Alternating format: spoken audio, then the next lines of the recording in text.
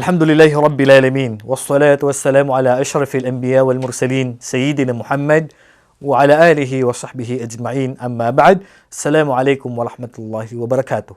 Ngayon ay kukunin na naman natin, mga kapatid, sa pananampalatayang Islam, ang mga kabutihan sa loob ng ayamu at tashriq. So, aalamin natin, mga kapatid, ano nga ba ang tinutukoy dito sa ayam at tashriq. Ang ayam at tashriq, mga kapatid, ay ito yung 3 araw after ng Eidul Adha.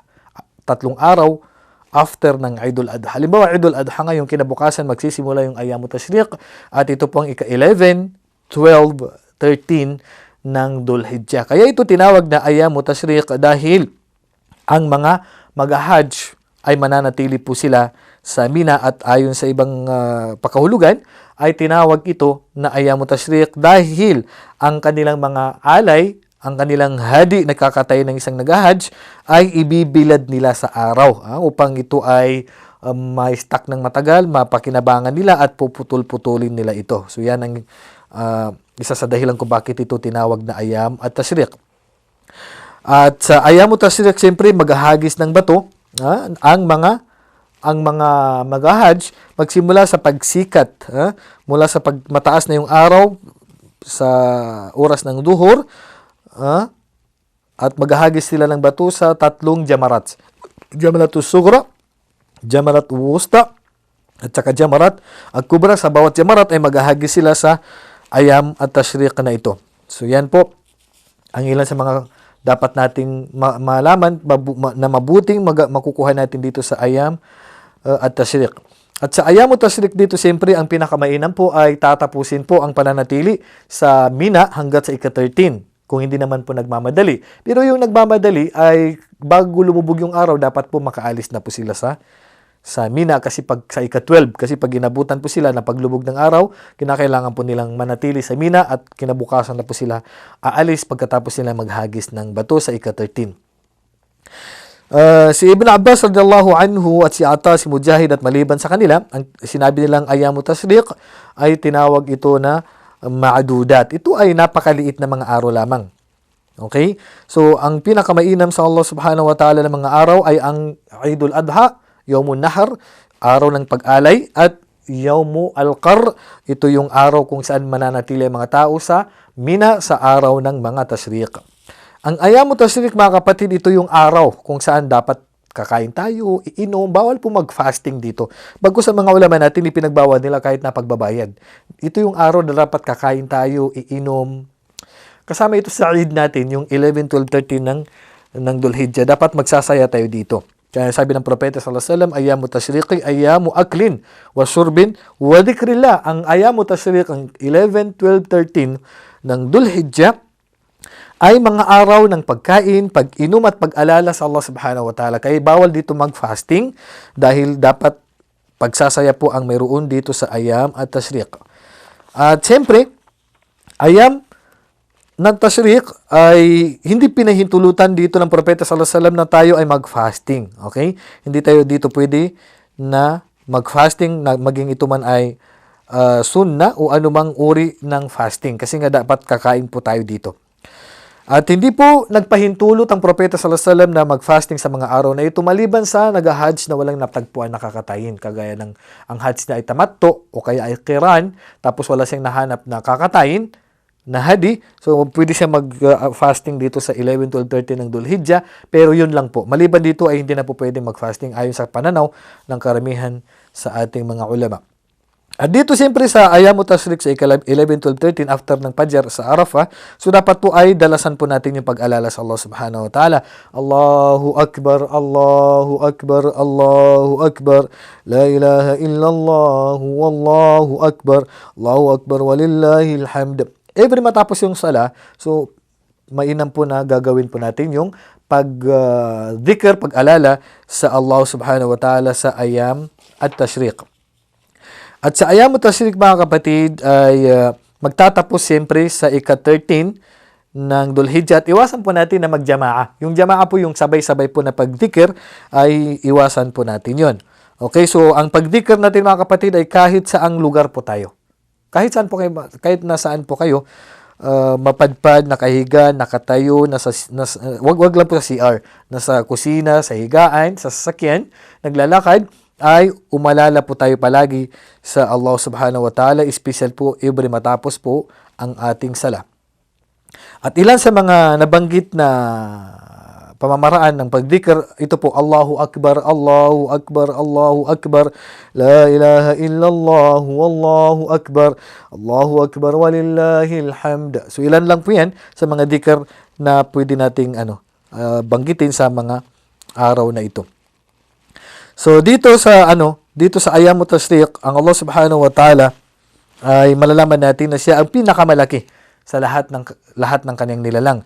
So dito natin maiisip kung gaano po kadakila ang Allah subhanahu wa ta'ala. Kaya alalahanin natin ang Allah subhanahu wa ta'ala. Isipin natin ang kanyang kadakilaan maging saan man tayo. Okay? So wag tayong pumasok sa mga debate, mga hindi pagkakaunawaan sa mga araw na ito. Dapat po ay magpakumbaba tayo, magmahalan tayo sa mga araw na ito. Dalisay natin ang ating puso mula sa anumang sama ng loob at galit sa ating kapwa. At ang mga dhikr dito na nabanggit ay maliban dito ay kahit ano pong dhikr. At ilan sa mga dhikr, mga pag-alala sa Allah subhanahu wa ta'ala na madalas at sinabi ng ating mga scholar na sunnah sa uloob ng mga araw na ito ang pagbigkas ng Rabbana atina fid dunya hasana wa fil akhirati hasana wa qina adhaban nar. Ito ang dua na talagang saklaw na niya po lahat. Lahat po ng mabuti na makukuha natin sa mundo, saklaw na po dito sa dua na to, pati po sa kabilang buhay. Saklaw na niya lahat, wala na pong exemption, nakuha na niya po lahat. Kaya pwede na pong idua yan sa loob ng sa Ayyamut Tashriq. At sa Ayyamut Tashriq, mga kapatid, ay siyempre, ang isa sa mga sunna dito ay pag-alala sa Allah subhanahu wa ta'ala, pag-bismillah, pag-takbir sa ating kakatayin kapag nakakatay tayo sa 11 o kaya 12, doon natin makakatay ang ating hadi, ang ating udhiyah. So pwede natin sabihin na Bismillahi Allahu Akbar pagkatapos sa time na kakatay na natin ang ating hadi o ang ating udhiyah, kung sakali na dito po tayo makapagkakatay, mga kapatid. At tandaan po natin na itong mga araw na ito ay dapat po sa unang pag-inom natin, dapat po tayo magbismillah, magpasalamat sa Allah subhanahu wa ta'ala. Ang propeta sallallahu alaihi wasallam kanyang sinabi, Inna Allah la yarda 'anil 'abdi an ya'kula al-akalata fayahmadahu 'alayha aw yashraba ash-sharbata fayahmadahu 'alayha. Ang Allah subhanahu wa ta'ala ay kinalulugdan niya ang kanyang alipin na kapag siya kumain ay nagpapasalamat siya, pag siya uminom, nagpapasalamat siya sa Allah subhanahu wa ta'ala. So huwag natin kalimutan na dapat lagi tayong nagpapasalamat sa pag-inom at sa pagkain sa mga araw na ito. Okay? So ilan dito, alhamdulillah hamdan kathiran tayyiban mubarakan fihi ghaira makfiyin wala muwadda'in wala mustaghnan anhu rabbana.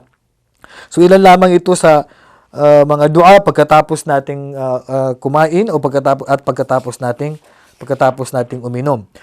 So ilan pa sa mga dua, alhamdulillahilladzi at'amani hadha wa razaqanihi min ghairi hawlin minni wala quwwah. Ilan sa mga dua pagkatapos kumain, then ilan pa sa mga dua pagkatapos kumain, alhamdulillahilladzi at'ama wa saqa wa sawwagahu wa ja'ala lahu makhraja. Ilan sa mga dua sa after kumain at after nating uminom, dapat ay damihan po natin yung mga dhikr dito kagaya sa after na nating kumain. At ganun din sa paghagis ng bato sa araw ng Ayyamut Tashriq sa 11, 12, 13, yung mga Ramil Jamarat. Kasi ang paghagis ng bato dyan, mga kapatid, ito ay bilang pag-alala lamang sa Allah subhanahu wa ta'ala. Sabi ng propeta sallallahu alaihi wasallam, innama ju'ilat tawafu bil baiti wa bayna safa wal marwa wa ramil jimari liqamati dhikrillah. Ang pinakalayunin sa pagtatawaf sa Kaaba at sa paglalakad doon sa pagitan ng Marwa at saka ng Safa wal Marwa at paghagis ng bato sa Jamarat ay bilang pag-alala sa Allah subhanahu wa ta'ala. At dito, mga kapatid, ay nagkakaisa po dito ang mga Muslim siyempre. Dapat umalala sila sa biyaya ng Allah subhanahu wa ta'ala, magpasalamat sila sa biyaya ng Allah subhanahu wa ta'ala na ipinagkaloob ng Allah subhanahu wa ta'ala sa kanila dito po sa loob ng Ayyam at Tashriq o sa loob ng unang 10 araw ng Dhul Hijjah hanggat sa 11, 12, 13 ng Dhul Hijjah kung saan ito po yung Ayyam at Tashriq. Dahil sa mga kinakain natin, Iwasan po natin na gumawa ng mga kasalanan bilang pagpapasalamat sa Allah subhanahu wa ta'ala. Gumawa tayo ng mabubuti dahil sa mga biyayang ipinagkaloob niya sa atin at iwasan natin ang kanyang mga ipinagbabawal sa mga araw na ito. Huwag nating haluan mga kapatid ng hindi mabuti yung mga gawain natin sa ayam at tashrik. Siyempre, hanggat sa mula sa unang pagpasok ng araw ng Dhul-Hijjah hanggat sa ayam at tashrik. So inshallah mga kapatid, i-grab natin ang oportunidad na makamit natin ang napakalaking gantimpala mula sa unang 10 araw ng Dhul-Hijjah hanggat sa araw ng Tashrik, which is 11, 12, 13 po ng Dhul-Hijjah. So hanggang dito na lamang. Wallahu a'lam wa sallallahu ala nabiyyina Muhammad wa ala alihi wa sahbihi ajma'in. Assalamu alaikum wa rahmatullahi wa barakatuh.